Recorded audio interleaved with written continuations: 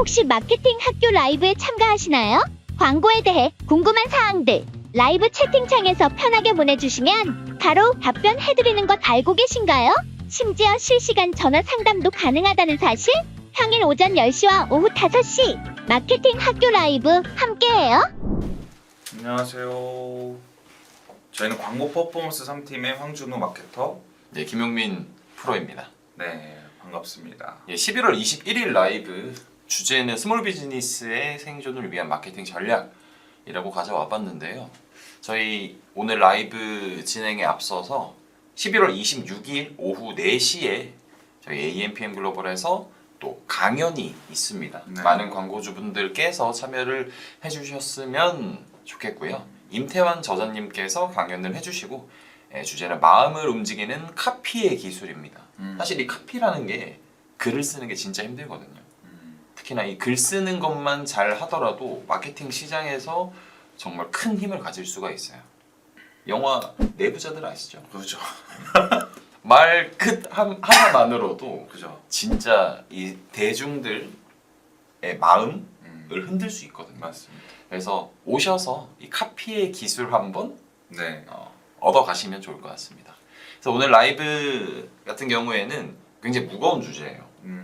그렇죠. 왜냐하면 이 스몰 비즈니스라는 게 사실은 뭐 누군가는 스몰이 되고 싶지 않음에도 이 비즈니스의 형태가 이제 스몰 비즈니스에서 어떻게 보면 벗어나지 못하는 경우도 있고, 혹은 나의 여력이 스몰 비즈니스에 뭐 적합한 만큼밖에 안 되기 때문에, 혹은 나는 이 정도 형태가 좋아, 뭐 다양한 어떤 경우가 있겠지만, 그래도 이 스몰 비즈니스라는 건 사실 확장을 하고 싶어하는 마음은 다 있거든요. 그렇죠. 그런데 그러지 못하거나 혹은 거기에 머물고 있거나 아니면 그런 형태로 뭔가 운영을 하고 싶은 분들이 많기 때문에 그분들에게 좀 와닿을 수 있는 전략이 어떤 것들이 있을까, 그리고 어떤 식으로 전략을 생각을 해야 될까에 대해서 좀 가져와 봤습니다. 이제 19일에 라이브를 했던 주제와 또 일관성이 좀 있는 부분인데요. 그때는 이제 김지훈 마케터님과 좀 진행을 했었는데, 결국은 생존을 위한 마케팅 전략이기 때문에 이 스몰 비즈니스 단계에서는 뭔가 안쪽으로 단단해지는 전략이 좀 필요하다고 저는 생각을 하고 있어요. 네, 맞습니다. 그래서 생존을 위한, 그러니까 성장보다는 생존을 위한 어떤 부분에 포인트를 좀 둬야 된다라고 기본적으로 깔고 가는데, 우선 이 스몰 비즈니스라고 하면 시작 단계인가?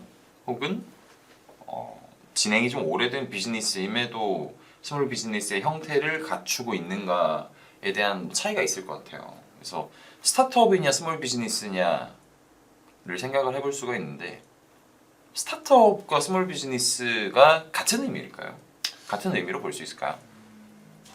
살짝 좀 다르다고 생각을 합니다. 어떻게 보면은 뭐 크게 봤을 때는 뭐 사업을 시작하는 규모에 따라서도 좀 다를 것 같고, 약간 좀 느낌이 스타트업이라고 한다라고 하면은 조금 IT나 이런 기술을 바탕으로 내가 빠르게 성장을 하기 위한 목표가 있을 거고, 그 다음에 스몰 비즈니스는 성장보다는 내가 좀 생존을 할 수 있는 이 좀 전반적으로 좀 보수적인 전통적인 비즈니스 방식을 좀 찾아간다라고 생각이 듭니다. 보통 저희가 이제 작은 규모로 비즈니스를 운영한다.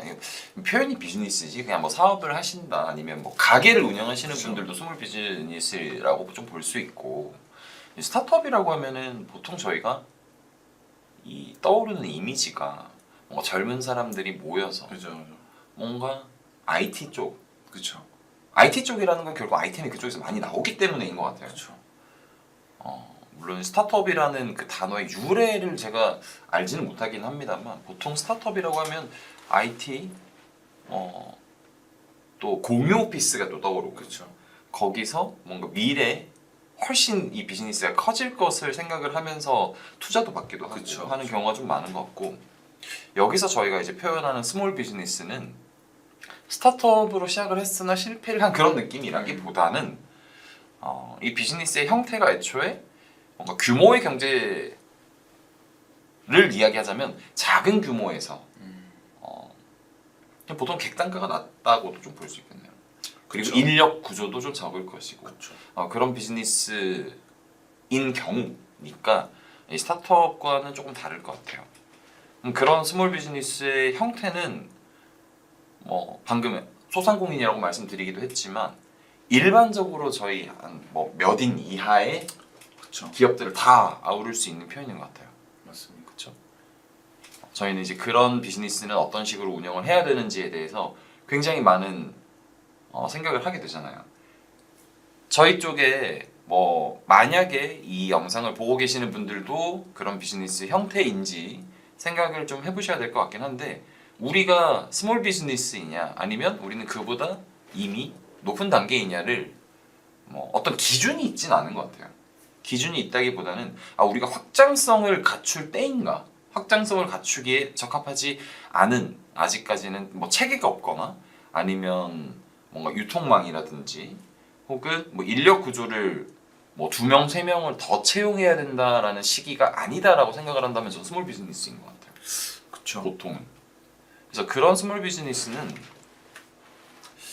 환경에 영향을 받지 않고도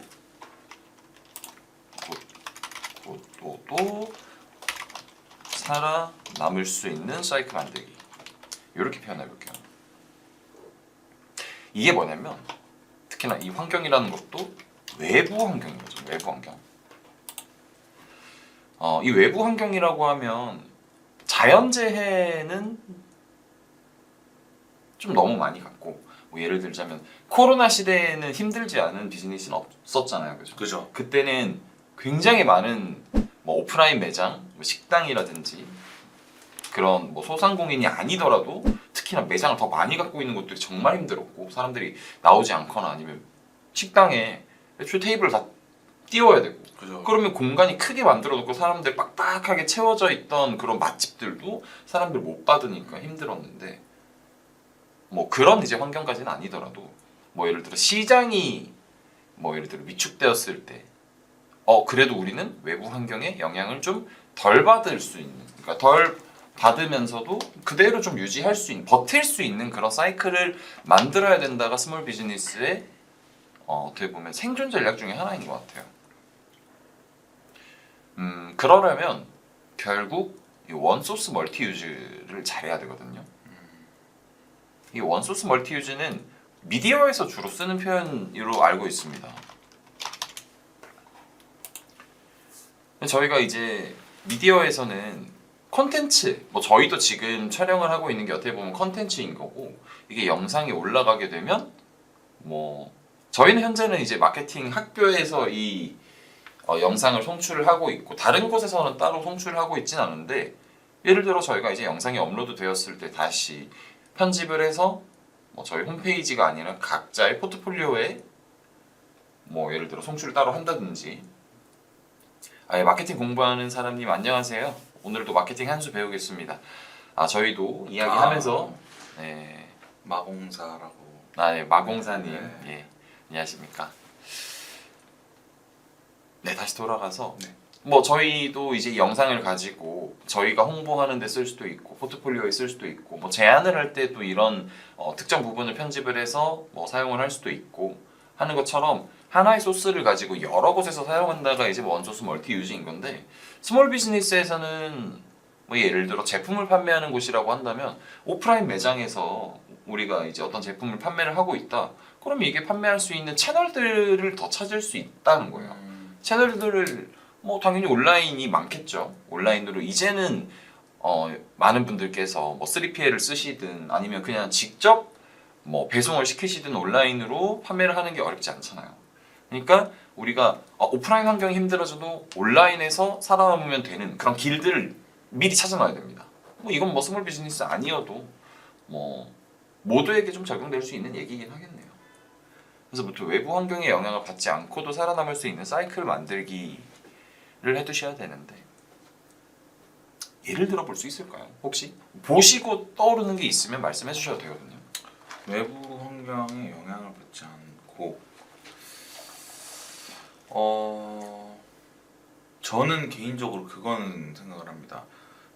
저는 항상 스타트업과 이제 이거를 스몰 비즈니스에 대해서 좀 생존 전략을 좀 생각을 해봤을 때는 저는 자꾸 스타트업과 좀 비교를 하게 되더라고요. 아무래도 뭔가 그래서 저희가 이제 앞에 언급을 했으니까 네, 이게 앞에 언급했기 때문에 이제 연계되는 것 같긴 한데, 근데 저는 일단 가장 중요한 건 자본력이라고 생각을 합니다. 그래도 비즈니스에 있어서는 뭐 여러 가지 마케팅 전략도 되게 중요하겠지만은 뭔가 제가 생각하는 지금 생각했을 때 외부 환경이라고 한다고 하면은 약간 자본력이 스타트업 같은 경우에는 약간 투자를 받거나 혹은 투자 유치를 해서 그만큼의 성과를 보여줘야지 투자를 더 받을 수 있는 구조다라고 하면 이게 저는 외부 환경을 되게 많이 받는다고 생각을 하거든요. 근데 스몰 비즈니스 같은 경우에는 그래도 자본력이 이게 투자보다는 자기가 모아놓은 목돈이라든지 혹은 대출 이제 개인적으로 좀 이루어지는 거다 보니 이게 외부 환경보다는 내가 책임져야 될 내 이 자본에 있어서 어떻게든 내가 만들어내야 되고 매출을 창출해야겠다라는 좀 영향을 받지 않을까, 이게 내부적으로 이렇게 더 단단해지는 계기가 되지 않을까라는 생각도 들기도 합니다. 아 그러면 결국 이제 외부 환경의 영향을 받지 않고도 살아남으려면 결국에는 이제 자본이 없으면 무너지는 거니까 그렇죠. 그 자본에 대한 계산이 좀 칼같이 돼야겠네요. 그러면 뭐 당연히 이제 마진율에 대해서 굉장히 정확하게 계산을 해야 될 것이고, 우리가 어떤 이벤트를 진행을 했을 때 우리가 초반 출혈을 보통 감수하고 진행을 하잖아요. 네. 그런 것도 너무 과감하게 혹은 너무 덤핑 처리를 그쵸. 하는 식의 운영은 좋지 않다라고 네. 볼 수 있겠네요. 제품성이 있고 제품력이 있으면 그걸로 승부를 봐야 된다라는 그쵸, 것도 그쵸. 생각을 좀 할 수가 있을 것 같고, 그렇죠. 스타트업은 저희가 이미지가 그래서인지는 몰라도 대체로 이 아이템이 뭔가 100% 검증받은 건 아니기 때문에 지원 사업으로 좀 진행을 좀 많이 하는 것 같아요. 맞습니다. 여기서 이제 쓰는 스타트업인 표현이니까 아닌 분들도 있을 수도 있지만, 그쵸. 그래서 미래 가치를 보고 좀 뭔가 스타트업으로 표현이 되는 거고 미래 가치를 가지고 일하는 것이. 근데 스몰 비즈니스는 현재 뭐 현물을 가지고 판매를 하거나 아니면 뭔가 이제 비즈니스를 운영하는 분들이기 때문에 좀 정확한 어떤 경영, 운영 방식이 좀 필요한 것 같다라고 좀 생각이 좀 듭니다. 그래서 나올 것들은 거의 다 진짜 생존을 위한 거기 때문에 뭐랄까 성장을 위해서 막 투자하는 그런 그림은 아닌 것 같아요. 그렇죠. 그리고 아예 좀 다른 주제이긴 한데 소통 중심의 마케팅 활동이 중요하다.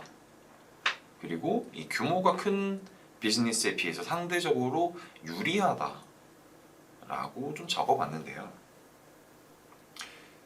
뭐 이건 스타트업이나 스몰 비즈니스나 둘 다 비슷한 것 같습니다. 규모가 작은 비즈니스의 형태라면 고객과의 거리가 큰 비즈니스에 비해서 가까울 수밖에 없다고 생각을 해요. 예를 들면 저희가 오프라인 가게는 정말 당연한 거고 사장님이 나와 있잖아요. 온라인 사업 같은 경우에는 사장님을 볼 수는 없어요. 그죠. 그런데 그 사장님이 인간적으로 어떤 감성적으로 다가오는 메시지를 쏘기에는 큰 비즈니스에 비해서 훨씬 쉽죠.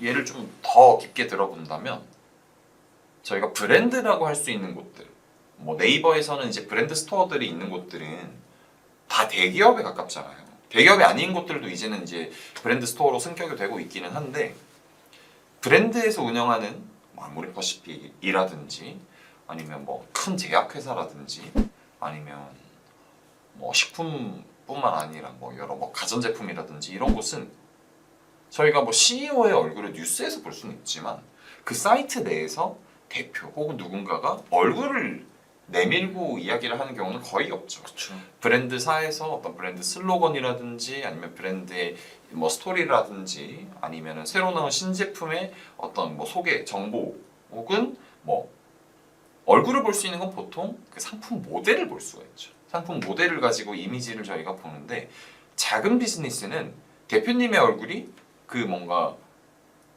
홈페이지의 메인 배너에 있어도 그렇게 어색하지 않아요. 그렇죠. 되게 친숙하게 다가올 수 있다는 거죠. 그게 이제 작은 비즈니스일 때는 장점이 될 수 있다. 감성적인 마케팅이 사실은 예전부터 지금까지 빼놓지 않고 굉장히 큰 파일을 차지하거든요. 저는 아직까지도 손글씨를 고집하는 어떤 비즈니스를 운영하시는 사장님들이나 아니면 뭐 마케터분들 그런 분들 보면 존경스러울 뿐더러 제가 이용하는 비즈니스, 그러니까 제가 이용하는 어떤 샵이라면 저는 그 비즈니스를 잊을 수 없어요.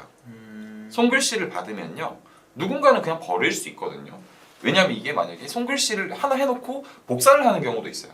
그래도 사실 손글씨긴 한데 뭐 진짜로 손글씨로 받는 경우가 거의 드물지만 가끔 있어요.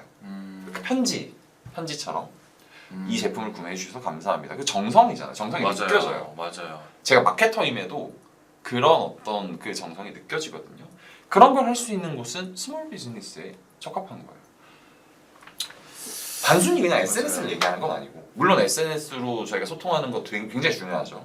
댓글 다는 거 이거 저 경험이 있어요. 어떤 게 있죠? 이게 제가 사실 지금 마케터를 하기 전에 잠깐 이제 MD를 했었는데 네네네. 쇼핑몰 MD를 했었는데 이제 거기가 좀 초기 좀 어떻게 보면 스몰 비즈니스의 표본이었다라고 좀 볼 수 있을 것 같아요.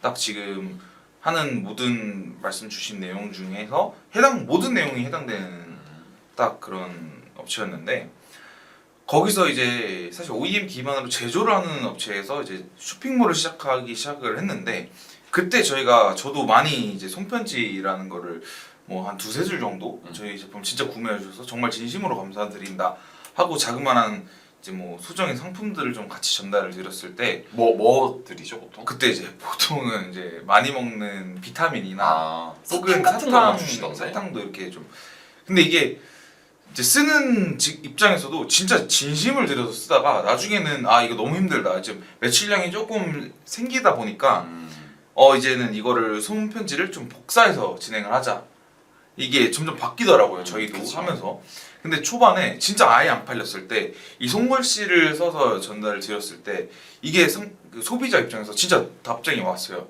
답장이 왔어요? 전화가 왔어요. 전화가 왔어요? 진짜 이게 이렇게 진짜 써주셔서 너무 감사하다. 제가 이거 많이 홍보해드리겠다. 뭐 이런 식으로.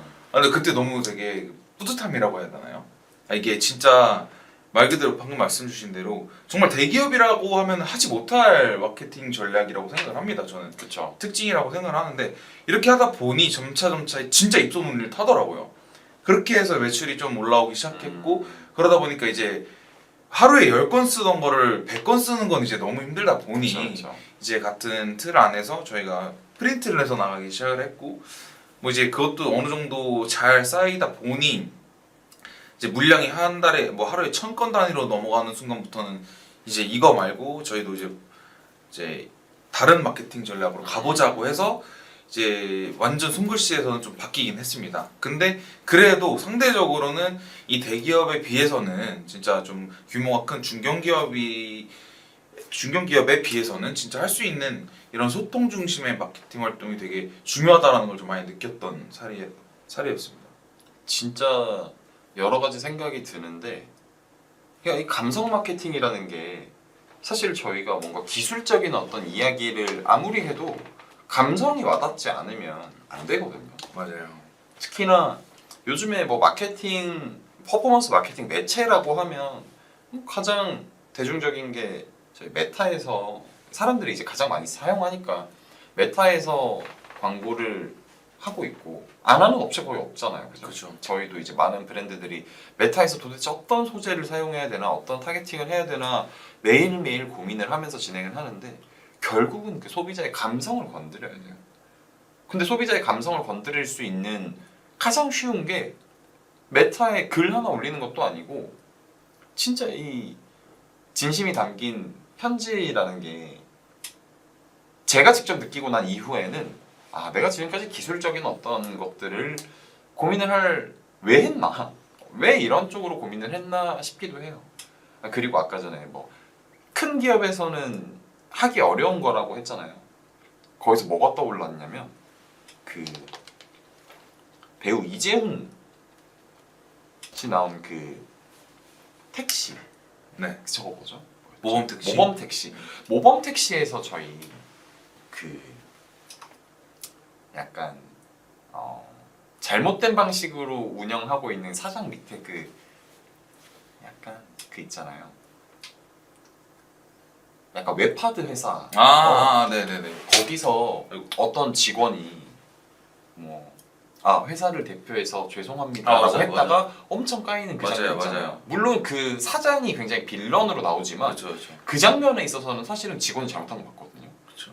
왜 네가 사과해? 왜 네가 나를 대표해서 사과해라고 하는 그 장면이 있잖아요. 그렇죠. 이거랑 똑같은 것 같아요. 대표가 직접 편지 그쵸. 쓰는 거 괜찮은데 큰 기업에서는 저희를 대신해서 감사드립니다, 죄송합니다 그쵸. 이렇게 감정을 담는 게 쉽지 않아요. 그런데 스몰 비즈니스는 가능하다. 그쵸. 라는 생각이 좀 들었습니다. 자, 그리고 결국 이제 우리가 좋은 제품을 가지고 있어도 고객이 없으면 말짱 꽝 아니겠습니까? 그렇죠. 이 고객이 될 가능성이 높은 타겟 중심의 활동, 우리 고객과의 관계를 더 깊어지게 만들기라고 좀 적어봤는데, 그러니까 고객이 될 가능성이 높은이라는 건 결국 우리 제품을 좋아할 만한 사람들인 거거든요. 좋아할 만한 사람들이 누구냐인지에 대해서 매일매일 고민을 해야 될 것 같아요. 그리고 당연히 한번 우리의 제품을 구매를 해본 분들과의 관계를 지속적으로 뭔가 더 깊게 만들고 이 고객들이 우리를 떠나지 않도록 해야 되는 것이 스몰 비즈니스에서 가장 많이 해야 될 것이다 라고 보는 부분인데 그 중에 전략 하나는 방금 전에 말씀드렸네요. 저희가 고객들이 감동할 수 있는 건 당연히 제품이 좋아서 처음으로 이 브랜드의 제품을 구매를 해봤는데 만약에 그게 식품이라고 한다면 밀키트가 아니라 저희가 이제 예를 들어 LA 갈비, 냉동 LA 갈비인데 이걸 만약에 판매하는 곳이에요. LA 갈비 전문점인 거죠. 그냥 다른 고기도 막 판다기보다 이제 LA 갈비만 하는 곳인데 예를 들어 LA 갈비를 명절 아니더라도 저희가 상견례를 한다든지 아니면 굉장히 저렴한 음식이 아니잖아요. 굉장히 그쵸. 비싸잖아요. 제가 본 것만 해도 거의 10만 원대거든요. 그럼 그 많은 돈을 주고 사서 선물을 드렸는데 그 맛에 굉장히 감동을 해요. 감동을 해서 여기는 또 사야겠다 라고 생각할 수도 있죠.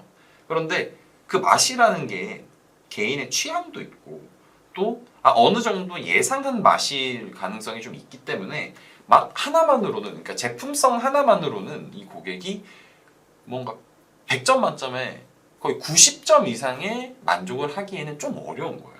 특히나 그걸 먹고 너무 감동을 해도 만약에 그 뒤에 디저트도 선물을 받았는데 디저트가 만약에 미쳤어요. 이번에 그 흑백요리사 그 우승한 저 아직 안 봤습니다. 모르세요? 우승자분이 디저트를 이렇게 만들 때 그 디저트가 굉장히 맛이 있어서 시중에도 이제 판매가 되고 있죠. 그 약간 모티브로 해서 마피아입니까? 죄송합니다. 우승자는 너무 많이 들어가요. 그렇죠. 네. 예. 그럼 저한테 이제 눈치를 주실 필요는 없고. 죄송합니다. 아무튼 이제 그렇게 이제 그런 퀄리티로 만든 디저트를 먹었다. 그러면 LA 갈비에서 너무 맛있다 하다가 디저트가 너무 맛있어서 이 디저트 뭐니? 하면서 오히려 이것만 기억에 남으면 LA 갈비는 이 어떤 재구매할 수 있는 고객의 어떤 그 마음을 흔들다 만 거예요.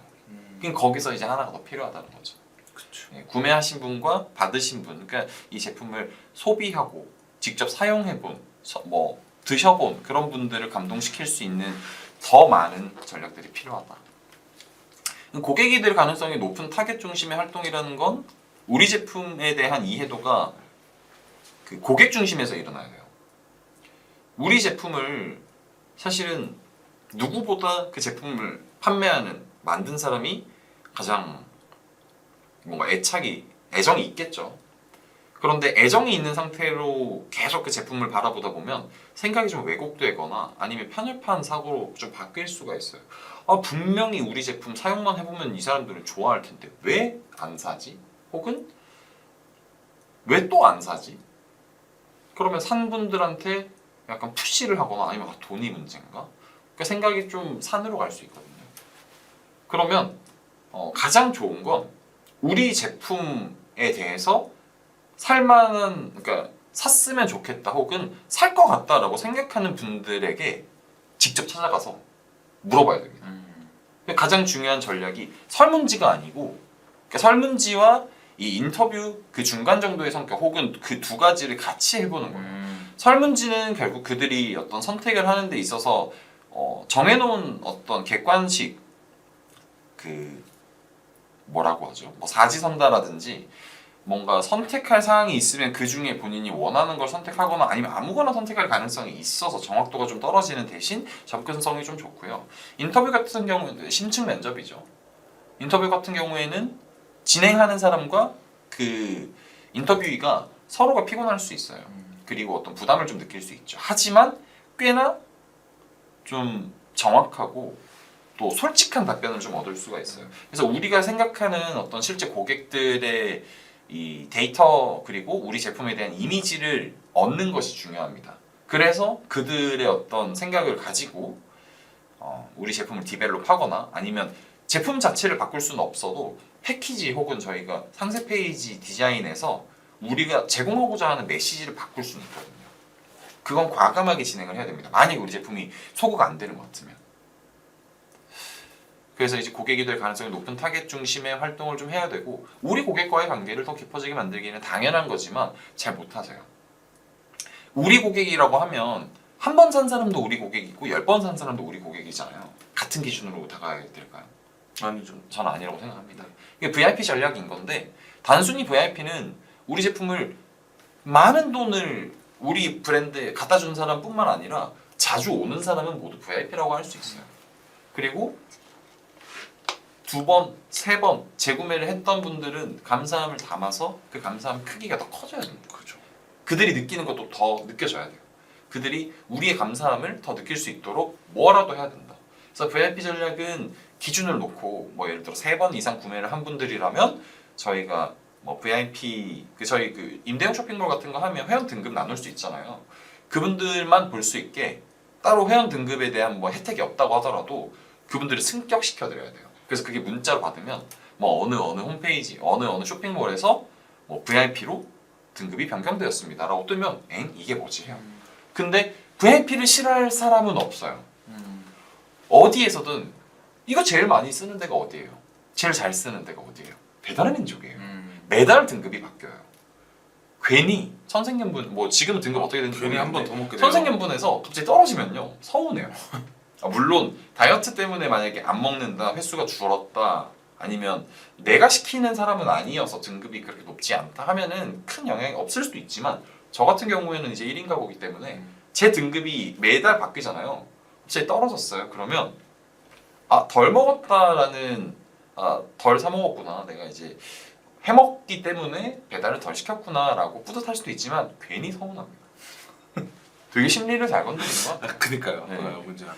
그래서 우리 고객과의 관계를 더 깊어지게 만드는 데에는 VIP 전략이 굉장히 좀 대표적이다라고 볼 수 있겠죠. 그래서 나오는 게 이제 고객의 소리에 집착한다입니다. 이거요 굉장히 중요하고 또 집요하게 파야 되고 놓치면 안 되는 부분인데, 결국은 시간이 없어서 안 하세요. 시간이 없어서 여기에 신경을 못 쓴다라는 핑계와 변명만 듣게 되더라고요. 이게 정말 가장 중요한 겁니다. 여기 중요하지 않은 건 없지만 이 중에서도 가장 중요한 건 고객의 소리예요. 그러니까 우리가 팔고 나면 끝이라는 마인드로 나 여기 6개월 동안만 장사하고 돈 남겨서 딴 거 할 거야, 그러면 모르겠어요.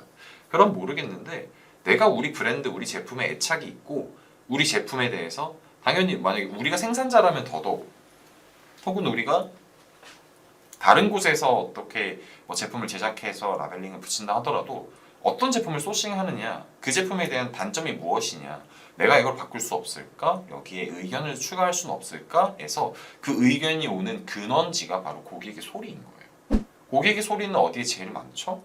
리뷰에 많아요. 별점이 악의적으로 낮게 주는 사람을 제외하고는 대체로 그분들은 리뷰를 쓰는 분들은 정말 만족했거나 혹은 불만족했을 때, 맞아요. 그러니까 저희가 속된 말로 평타, 그러니까 평균적으로 그냥 만족도를 가진 분들은 잘 안 써요. 리워드가 있지 않은 이상. 근데 진짜 만족해서 감사의 표현을 하는 사람 소수, 그리고 불만족해서 다수. 대부분의 리뷰는 그렇습니다. 근데 이걸 불편하게 생각하면 안 돼요. 그죠. 그분들은 그런 심리를 갖고 있는 거예요. 다른 곳에서도 그러고요. 우리한테도 그래요. 그 사람들이 나빠서가 아니고, 우리 제품이 진짜 뭐 엄청 나빠서가 아니고 불만족할 수는 있다는 거예요. 근데 이게 개선이 안 된다? 고객의 소리를 못 듣는다? 고객의 소리를 듣고도 무시한다? 그러면 그 비즈니스는 평생 스몰 비즈니스에서 벗어날 수 없을 가능성도 있고요. 그 스몰 비즈니스가 어떤 생존을 하는 데 있어서도 저는 오래가지 못할 거라고 좀 강하게 얘기를 할 수가 있어요. 어떻게 생각하시나요? 아니 제가 지금 딱 생각이 난 게 딱 뭐 있긴 한데 그 딱 두 가지거든요. 한 가지는 시간이 짧아서 못할 것 같고, 한 가지를 좀 말씀드리자면, 제가 실제로 지금 이번 주인가? 네, 이번 주죠. 이번 주에 미팅 다녀온 곳이 한 곳 있는데, 거기가 고객의 소리에 집착한다의 표본이라고 생각을 합니다. 그러니까 어떤 느낌이냐면, 여기는 양말을 제조하고 판매하는 업체였어요. 근데 자기들이 이제 제조하고 수출만을 목적으로 진행을 하다가 본인의 브랜드를 런칭을 해서 이거를 어떻게 팔까를 생각을 해봤을 때, 일단은 자기가 말하기로는, 대표님께서 말하시기로는 제품력은 검증이 됐다라고 생각을 한다. 자기는 기술력이 있기 때문에. 다만 이게 고객의 소리를 모르기 때문에 어떻게 이걸 디벨롭해서 더 좋은 상품으로 만들어낼지를 고민을 하다가 본인이 선택하신 게 발품을 팔았다고 하시더라고요. 그러니까 실제로 작은 동호회부터 해서 여러 가지 뭐 구단이라든지 아니면 아마추어 구단들이라든지, 예를 들어서 양말이기 때문에 야구 아마추어도 굉장히 많잖아요. 또 그쵸. 양말이기 때문에 또 자전거 동호회라든지 아니면 뭐 축구 양말도 있기 때문에 축구 뭐 작은 뭐 유소년 축구단이라든지, 그러니까 여러 곳에 이제 발품을 팔아서 몇 개, 두세 개 정도 좀 보내드리고, 혹은 직접 두세 개 받았을 때 직접 연락이 와서 나 이런 상품 더 갖고 싶은데 내가 이 부분이 조금 아쉽다, 착화감에서 이 부분이 조금 더 보완이 됐으면 좋겠다를 직접적으로 피드백을 받는 걸 되게 좋아하신다고 하셨어요. 그래서 이런 활동들을 여러 뭐 산악동호회라든지 여기저기 조금 팔다 보니 이제 하나둘씩 이 뭐 예를 들어서 산악이면 산악, 뭐 축구면 축구, 야구면 야구, 이 각각 양말의 특성에 따라서 고객들의 소리를 듣기 시작하니까 제품력이 좀 많이 올라갔다고 하더라고요. 실제로. 네, 실제로 올라가고 나서 이거를 포인트를 삼아서 소구 포인트로 활용을 하고 마케팅으로 사용을 했을 때 잘 먹혔다라고 얘기를 하더라고요. 이제 그거 들으면서 이게 확실히 이 스몰 비즈니스에서 할 수 있는 가장 특장점 중에 하나구나 라는 생각이 들었고, 실제로 이렇게 했을 때, 고객의 소리를 들었을 때 어떻게 보면 내가 알리고자 하는 이 사장, 이 대표의 마인드에서, 이 개발자 마인드에서 좋다라는 것과 이 고객의 니즈를 만족시키는 거는 또 다르다라고 생각이 들었기 때문에 이 고객의 소리에 집착한다는 것도 굉장히 좀 중요하다라고 생각이 듭니다. 그럼 결국 이제 위에서도 고객이고 여기서도 고객인데 고객들이 하는 소리를 들어야만 이 관계를 깊어지게 만들 수 있는 것 같아요. 맞습니다. 고객과의 관계가 진짜 중요한 게 뭐냐면, 이제는 구글에서 아마 철회를 한 걸로 알아요. 그 쿠키리스 시대가 온다라고 했다가 이러면 이제 광고에서의 문제가 생기니 개인정보 보호는 다른 방식으로 할 거고, 일단 쿠키 삭제하는 거는 보류를 했는데, 그럼에도 불구하고 개인정보 보호에 대한 어떻게 보면 뭐 EU의 제재가 아니더라도 개인정보 보호는 굉장히 중요한 이슈죠. 굉장히 좀 중대한 이슈인데, 서드 파티 쿠키를 사용해서 어떤 데이터를 이제 얻어서 활용하는 그런 매체들이 개인정보에 대한 약간 침해 여지가 있어서 퍼스트 파티를 활용한, 어떻게 보면 그 브랜드에서 직접 그 고객들에게 동의를 얻고 구한 그 데이터가 훨씬 중요해진 시대거든요. 그렇죠. 그래서 그런 퍼포먼스 매체를 다루는 데 있어서도 고객과의 관계, 그 이제 기존 고객에 대한 데이터가 굉장히 중요하고 플러스로 우리 고객이라고 한다면 우리 브랜드에 호감이 있는 사람들이잖아요. 애정이 있는 사람들이잖아요. 애정이 한 번 생기는데 굉장히 오랜 시간이 걸리거든요. 예를 들어 저희는 그 코스트라고 하는데 뭐 CAC라고 하죠. 커스터머 어퀴지션 코스트. 그 고객을 한 명 어떻게 보면은 이제 얻는데 드는 비용이 굉장히 또 저렴하지 않기 때문에 한 번 얻은 고객은 이 사람이 더 이상은 우리 제품을 어떻게 보면 살 필요가 없을 때까지는 평생 고객으로 모셔야 돼요. 그리고 이 고객들 한 번 만든 우리 고객이 된 사람들을 대상으로 하는 마케팅이 새로운 고객에게 신규 고객을 창출하기 위해서 하는 그 마케팅 활동보다 훨씬 난이도가 쉽다고 생각을 합니다. 그분들은 왜냐면 이미 호감을 가진 상태이기 때문에 우리의 메시지가 약간 좀 어색하거나 약간 서툴러도 잘 받아들여 줄 수 있는 여지가 있어요. 제품을 사용해봤기 때문에. 그래서 한번 고객이 된 사람들을 놓치면 이건 바보다. 저희는 이제 그러지 않는 방향으로 컨설팅을 좀 하죠. 그래서 이 모든 것들은 결국은 성장보다 생존을 기본 전략으로 가져간다는 걸 이제 베이스로 좀 생각이 어떻게 보면 이제 확장이 된 건데, 성장을 하면 좋죠. 성장을 하면 당연히 좋은 거고, 브랜드는 성장을 하지 않으면 결국은 생존할 수 없기는 해요. 그러니까 성장을 하게끔 모든 활동들이 설계가 되어야 되는 건 맞는데, 생존하지 못하는 어떤 내부 전략이라거나 혹은 생존할 수 없는 정도의 내부 컨디션이면 성장은커녕 생존도 힘들다. 그러니까 내실을 다지는 것은 단순히 컨텐츠를 채우는 게 아니라 안에서 이 고객들이 돌아다닐 때, 고객이 한번 들어왔을 때, 고객이 한번 다녀갔을 때 우리 뭐 마케터 분들이나 혹은 이제 운영하시는 대표님 혹은 직원분들이 해야 되는 어떤 액션들이 갖춰지지 않으면 생존이 힘듭니다. 생존이 힘들면 당연히 성장은 힘들 거고요. 성장을 하기 위해서 생존을 해야 되고, 생존을 하기 위해선 말씀드렸던 어떤 고객을 대상으로 한 정말 인간적인 감성 마케팅 혹은 감성 활동들, 그리고 고객을 어떻게 보면 계속해서 생각하는, 평생 고객으로 좀 대하는 그런 태도가 필요하겠다라는 생각이 좀 들었습니다. 네, 그래서 오늘 라이브는 스몰 비즈니스의 생존을 위한 마케팅 전략으로 좀 준비를 해봤는데요. 어떠셨나요? 뭐 소감이 있으신가요? 저는 생각을 좀 많이 하게 됐어요. 저는 사실 무거운 주제였지만 라이브를 준비를 하면서도 그렇고 그냥 간단하게 이런 내용들을 전달드려야지라는 생각으로 들어왔는데, 이게 저도 나중에 이 사업이라는 걸 해보고 싶은 한 사람의 입장으로서 조금 뭔가 대입을 하게 된다라고 해야 되나요? 나 감정이입을 좀 하셨나요? 네, 감정이입이 좀 많이 됐습니다. 그래서 제가 지금까지 뭐 경험이 많지는 않지만 그래도 했던 경험 중에서 다시 되새겨보고 곱씹어보면서 이때 이렇게 할 거리라는 생각을 좀 많이 하게 됐던 것 같습니다. 네, 그래서 오늘 라이브 같은 경우에는 스몰 비즈니스의 생존을 위한 마케팅 전략으로 준비를 해봤는데, 뭐 스몰 비즈니스가 나쁜 것이 아닙니다. 뭐 작은 규모로 운영을 하더라도 뭔가 내실이 다져 있고 또 오래 지속할 수 있다면 그건 건강한 비즈니스라고 생각을 하고요.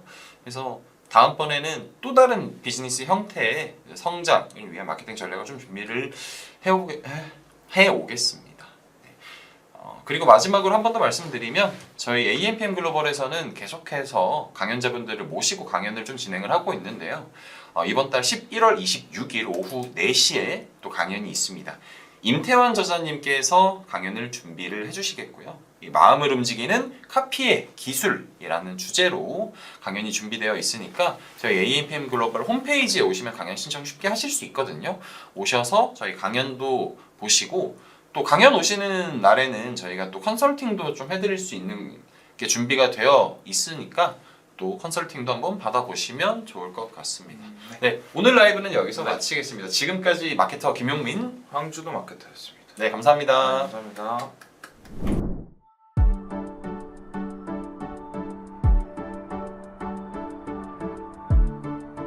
구독과 좋아요는 컨텐츠 제작에 힘이 됩니다.